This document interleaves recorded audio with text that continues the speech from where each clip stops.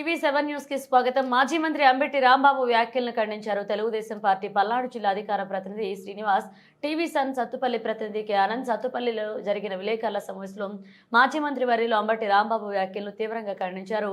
పల్నాడు జిల్లా తెలుగుదేశం పార్టీ అధికార ప్రతినిధి దివ్యల శ్రీనివాసరావు రాజకీయాల గురించి మాట్లాడే అర్హత కానీ, మరి ముఖ్యంగా ఈ సత్తెనపల్లి నియోజకవర్గంలో అసలు రావటానికి కానీ రాజకీయాల గురించి మాట్లాడే అర్హత మీ అంతటి మీరే గతంలోనే కోల్పోయారు.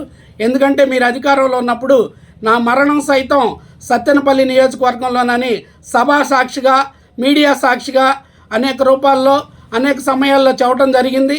మాట తప్పి ఈ నియోజకవర్గాన్ని వదిలి పదవులు అనుభవించిన రోజుల్లో పదవులు అనుభవించి నామినేటెడ్ పోస్టులు కూడా అమ్ముకొని ఈ నియోజకవర్గం నుంచి పారిపోయిన మీరు ఇక్కడికి వచ్చి ఇక్కడ ఉన్నటువంటి కూటమి నాయకులపైన కానీ, తెలుగుదేశం పార్టీ నాయకులపైన కానీ, మరి శాసనసభ్యుల వారు కన్నా లక్ష్మీనారాయణ గారి పైన కానీ అవాకులు చవాకులు పేలితే కనుక ఇప్పటికే ప్రజలు ఓటు రూపంలో తగిన బుద్ధి చెప్పారు.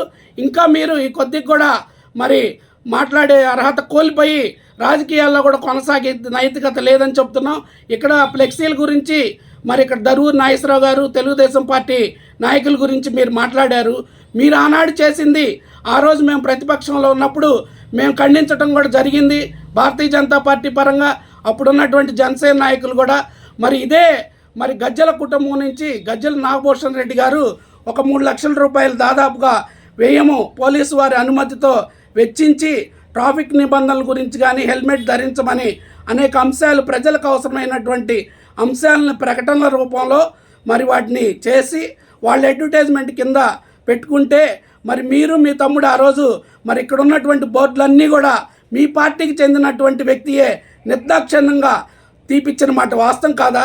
నీచ రాజకీయాలు మరి అవాకులు చవాకులు పేలే మనస్తత్వం మీది.